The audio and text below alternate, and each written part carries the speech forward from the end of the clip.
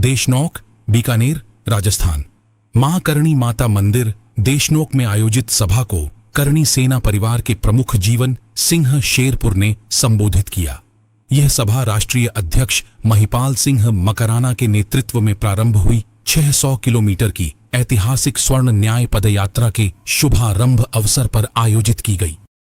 अपने संबोधन में जीवन सिंह शेरपुर ने कहा कि यह पद यात्रा केवल एक पैदल यात्रा नहीं बल्कि सवर्ण समाज के सम्मान, न्याय, अधिकार और स्वाभिमान की आवाज है। उन्होंने समाज के सभी वर्गों से इस जन जागरण अभियान में सक्रिय सहभागिता निभाने का आह्वान किया। जानी पूरी खबर इस वीडियो में।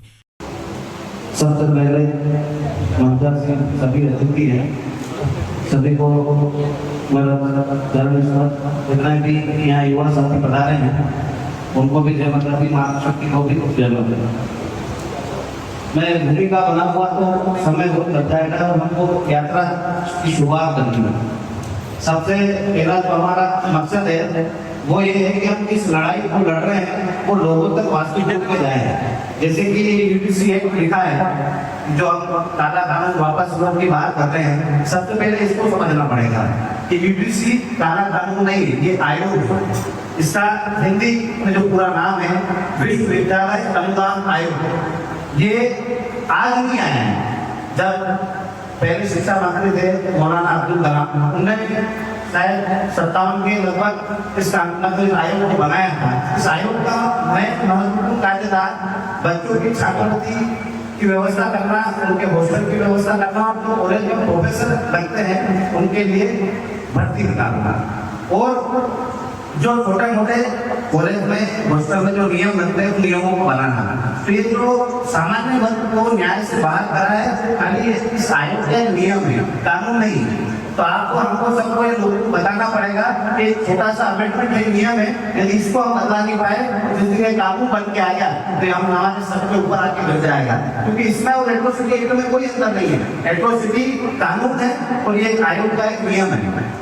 तो आप सबसे ये निवेदन है प्लीज आयोग के बारे में लोग पढ़िए, जानिए, समझिए और लोग बताइए कि हम सामान्य वर्ग से आते हैं, इसीलिए इस आयोग ने हमें अपराधी मान लिया है। जैसे कोई भी बच्चा कॉलेज में जाएगा तो सामान्य वर्ग का है और वो अपराधी की दृष्टि से ही देखा जाएगा, उसको अपराधी माना जाएगा।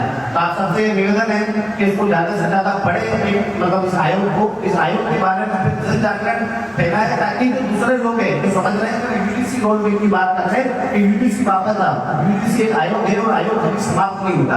इसमें जो एक अमेंडमेंट हुआ है उस अमेंडमेंट को वापस लेकर हम समानता की बात कर रहे हैं। तो आप सबसे यही निवेदन है कि महिपाल दादा ने जो बीड़ा उठाया है इस बीड़े को हम सही दिशा में ले जाए और सही बातें करके लोगों को अपने साथ में लाए। क्योंकि इसमें खाली एक व्यक्ति की लड़ाई नहीं है, ये पूरे स्वर्ण समाज की लड़ाई है। इस स्वर्ण समाज के लड़ाई का मेन मकसद है खाली समानता है। जिस प्रकार से एट्रोसिटी एक्ट की बात दादा ने करी, एट्रोसिटी एक्ट में बिना जान के गिरफ्तार की, वैसे इसमें आपके ऊपर कोई आरोप नॉलेज में लगा है तो उस आरोप को सिद्ध करने के लिए अपनी बात या अपने पक्ष नहीं रख सकते। वैसे ही एट्रोसिटी और एक्ट और ये जो यूडीसी में जो नियम आए हैं दोनों समान है। तो हम सबको मिलकर इस लड़ाई को लड़ना है। लोगों तक जन जागरण यात्रा जो चल रही है ये बहुत ही सराहनीय काम है, क्योंकि जब भी सक्रिय जमीन पे पैदल मतलब पाँव चलता है तो एक बड़ी क्रांति का आगाज करता है। महिपाल दादा ने एक बड़ी क्रांति का आगाज किया है।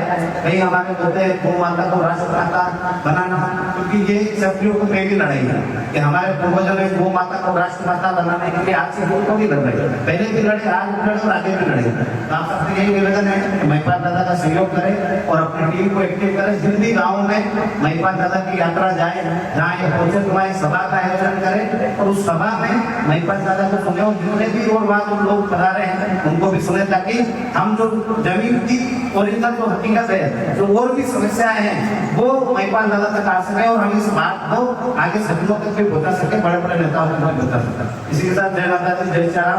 महिपाल दादा के साथ हमेशा हर प्रकार से लड़ने के लिए तैयार है। जो भी महिपाल दादा का आदेश होगा पूरी मध्य प्रदेश की टीम के साथ